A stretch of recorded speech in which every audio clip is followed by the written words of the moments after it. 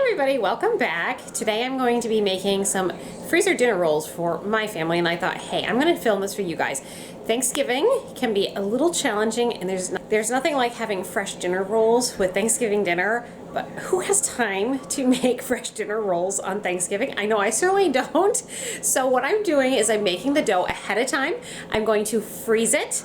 And then on Thanksgiving Day, I'm gonna pull the dough out and thaw it and let it rise while my turkey's cooking.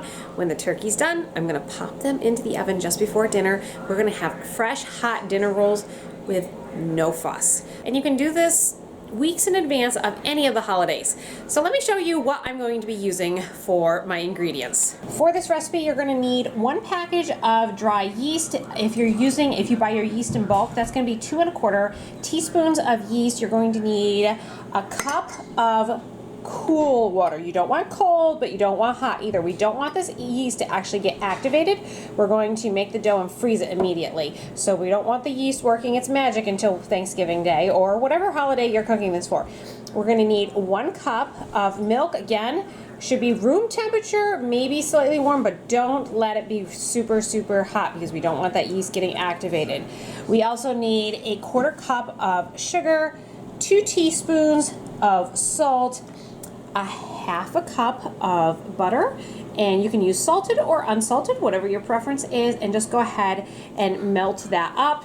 We're also going to add 3 eggs and 5 cups of flour. Now this is more than 5 cups of flour, but this is how I keep my flour in my pantry, so we're just gonna dip right out of there to make these. That's all the ingredients you're gonna need. You should have most of these at home.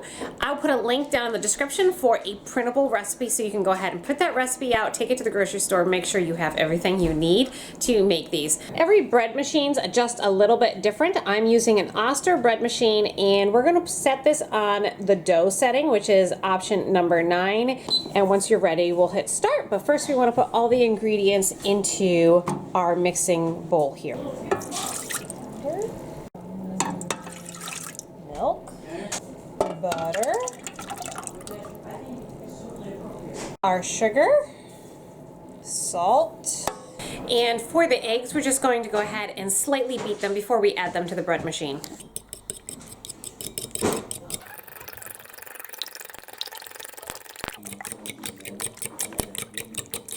Add the eggs.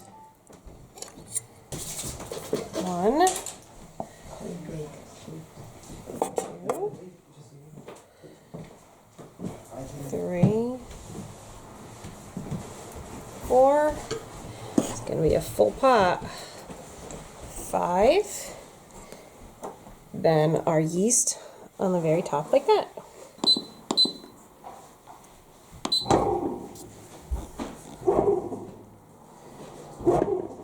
We're just gonna let this run on that dough cycle. Once it stops, the machine stops, we're going to turn it off. So my dough cycle runs a full hour and 30 minutes. We only need to run this until it's fully kneaded and mixed, and then I'm going to go ahead and freeze these. If you're not using a bread machine and you're using, say, your KitchenAid stand mixer, you can do all the same things right in your stand mixer, just like I'm doing with my bread machine. I like the bread machine because I think it just comes out a little bit better and better kneaded, but it all depends on what you have. And if you're wanting to do this by hand, you certainly can do that as well.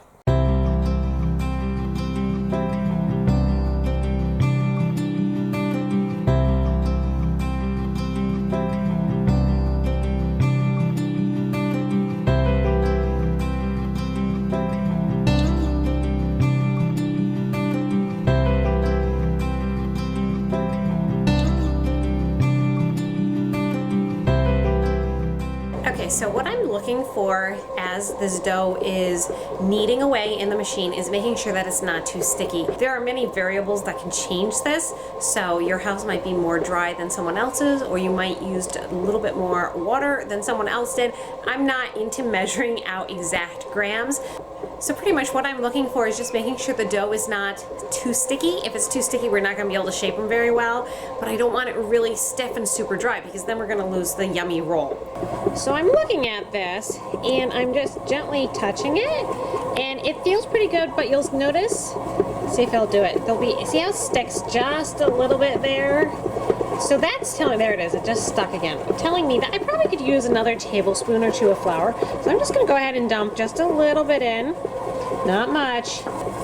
I'll go ahead and let that knead in for a little bit and then check it in another minute or two, see if it's still sticky, and just keep adding enough until it's not sticking. See, it just did it again, it's sticking there. So I'm gonna go ahead and add a little bit more, but you don't wanna add too much, so it's just a little bit at a time. That's gonna be probably close to enough, but it's looking really nice, that dough. And if you've tried making rolls before or bread of any sort and it has failed, I would encourage you to try again, because the only way you can get better is by making it over and over and over again. Just look how beautiful that dough is. And yeah, that's not sticky at all. So we're just gonna let that finish up the cycle and then get these ready to go in the freezer. It's almost done, and look how beautiful that dough looks. So pretty. Okay, we're gonna wanna go ahead and stop the machine now. So we'll just push it and hold it, turn that off, remove this from here, and we'll shape these rolls. So now that the rolls are done, we're gonna pop these out. We're gonna shape them and put them onto a baking sheet. You may need 2 or more, depending on how big you make your rolls and how many rolls you made. This is gonna make 24, I'm making 24 dinner rolls out of this. If you make them smaller, you can get more, but 24 is about the right size for us. And the key to doing this is making sure you work quickly. We don't want that yeast to get activated and start rising, because then when we pull these out on Thanksgiving Day, they're gonna be flat little pancakes.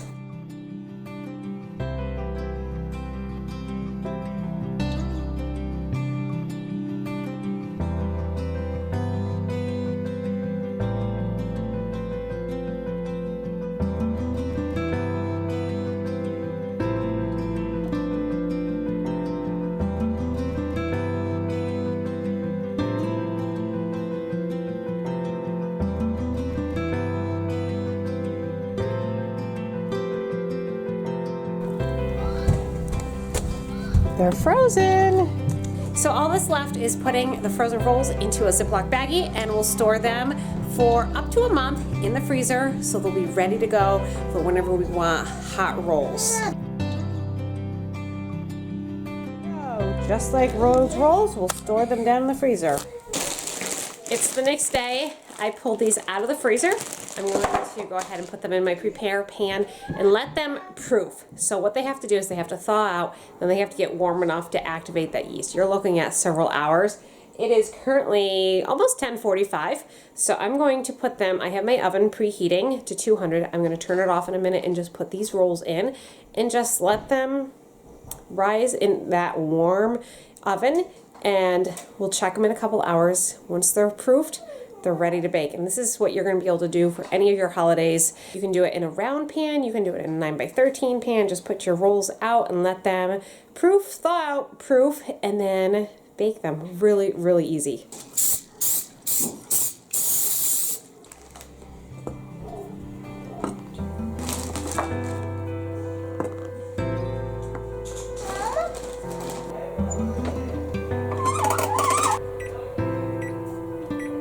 It's been 3 hours. You can see that those rolls rose beautifully. All I did was preheat the oven to 200 degrees and turned it off. So turned it off, put the rolls in, closed the door, left the light on, and did not open the door.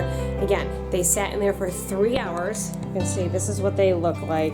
I did cover them with plastic wrap so they wouldn't dry out.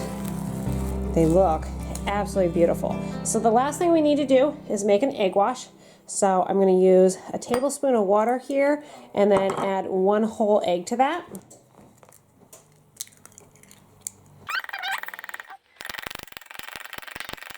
Now we're just going to brush these gently with the egg wash.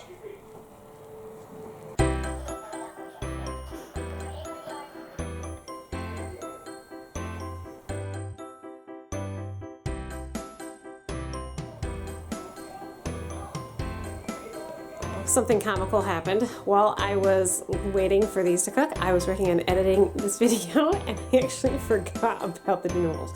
They're a little browner than I would usually like. That was 18 minutes at 425 degrees in the oven. Again, I recommend 15 to 25 minutes. It just depends on how hot your oven runs. These are a little bit more cooked than I normally like, but that's real life for you guys. All right, the printable recipe is down in the description below. You can check that out there. Thanks so much for watching. I hope you enjoyed this video. Have a wonderful holiday season. I hope this recipe helps you guys have a little bit easier food prep on your holidays.